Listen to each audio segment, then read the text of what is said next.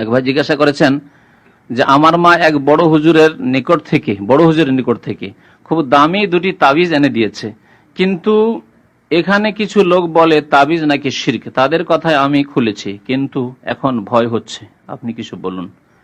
দেখেন, নবী করিম সাল্লাল্লাহু আলাইহি ওয়াসাল্লাম বলেছেন আত-তামাইমু শিরকুন, তাবিজ হচ্ছে শিরক। এটি আল্লাহর নবীর কথা, কোনো আলেমের ফতোয়া নয়।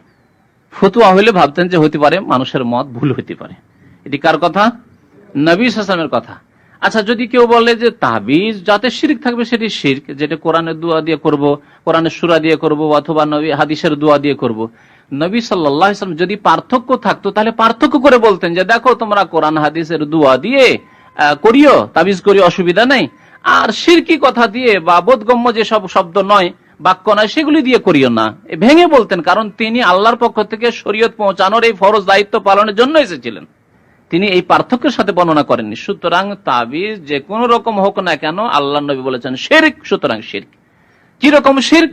পূজার শিরক নয়, সেজদা করার শিরক নয়, তাবিজকে কেউ সেজদা করে না, কিন্তু ভরসার শিরক। আল্লাহর উপর ভরসা করতে হবে, আস্থা করতে হবে। আস্থা পুরোপুরি হয়ে গেছে তাবিজের উপর। তাবিজ আছে, আমাকে জাদু লাগবে না, ঠিক না? তাবিজ আছে, কোনো পরে অনেক কোনো জিন আমাকে স্পর্শ করতে পারবে না। মনে বল কি জন্য? এই তাবিজের পুরোপুরি বল হচ্ছে এই তাবিজের উপর। তাবিজ আছে, যদি তাবিজ না, এই যে মন খুব দুর্বল হয়ে পড়েছে, ভয় লাগছে, কেন? আস্থা হয়ে গেছেন। আস্থা ছিল কিসের উপর? তাবিজের উপর। তাহলে আল্লাহর উপর আস্থা না হয়ে তাবিজের উপর আস্থা হওয়া, এর নাম কি? সে কোরআনে সূরা দিয়ে তাবিজ হোক, আর দোয়া দিয়ে তাবিজ হোক, আর গাছগাছড়া দিয়ে তাবিজ হোক, আর অন্য কোন শিরকি কলিমা দিয়ে তাবিজ হোক, আস্থা তো তাবিজের উপর। আল্লাহ কি বলছেন? বহু আয়াত রয়েছে, একটি আয়াত বলছি ওয়া আলাল্লাহি ফাতাওয়াক্কালু ইন কুনতুম মুমিনিন, আল্লাহর উপরেই একমাত্র ভরসা করো যদি তুমি মুমিন হও। তাহলে তাবিজের উপর যে ভরসা করবে সে কি মুমিন না মুশরিক? মুশরিক হয়ে যাবে। তারপরে যারা বলে কোরআন হাদিসের দোয়া দিয়ে তাবিজ করবো, এমন কি খারাপ কথা? হ্যাঁ, খারাপ কথা। আরেকটি খারাপ কথা আছে, সেটা হচ্ছে যে পেশাব পায়খানায় কোরআনের কত অবমাননা করছেন, আল্লাহর নবীর দোয়ার কত অবমাননা করছেন। এটি কি হারাম নয় আপনার জন্য? দিনে কতবার গুনাহগার হচ্ছেন তাবিজ নিয়ে পেশাব করতে গিয়ে, পায়খানা গিয়ে, গোসলখানায় গিয়ে, কতবার গুনাহগার হচ্ছেন আপনি? স্ত্রীর কাছে গিয়ে, আর মহিলার গায়ে তাবিজ থাকলে স্বামীর কাছে গিয়ে। সুবহানাল্লাহ, চিন্তা করেন না? তাহলে শিরকও আছে, এবং এই কোরআন এবং হাদিসের, আল্লাহ এবং রাসূলের কথার অবমাননা, মানহানিও আছে, যা কুফরির আশঙ্কা নিয়ে আসে আপনার জন্য। সুতরাং খবরদার, তাবিজের উপর ভরসা না করে আল্লাহর উপর ভরসা করেন। যারা আমরা তাবিজ করি না, জীবনে লিখি না, তাদের কি ক্ষতি হয়েছে বলুন তো দেখি? আল্লাহ না চাইলে কারো ক্ষতি হবে না। আর আল্লাহ যদি চান কারো কোনো বালা মুসিবত, তাহলে ভালো মানুষ হলেও বালা মুসিবত আসতে পারে, পরীক্ষার জন্য আসতে পারে। আর খারাপের আযাব মুলুক আসতে পারে। খারাপের উপর বালা মুসিবত আযাব শাস্তি হিসাবে আসতে পারে, আর ভালো লোক সৎ লোকের উপর কোনো বালা মুসিবত বিপদ আপদ পরীক্ষার জন্য। দেখি পরীক্ষা আমার বান্দা পাস করছে কিনা।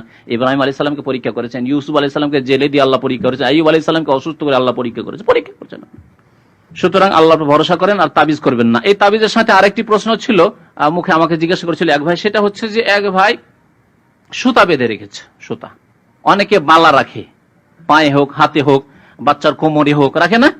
কালো হোক আর সাদাই হোক, যাই হোক না কেন, নবী করিম সাল্লাল্লাহু আলাইহি ওয়াসাল্লাম নিষেধ করেছেন। একজনের হাতে খেত, মানে ওই তাকা সুতা বাঁধা ছিল। জিজ্ঞাসা করলেন যে কি ব্যাপার?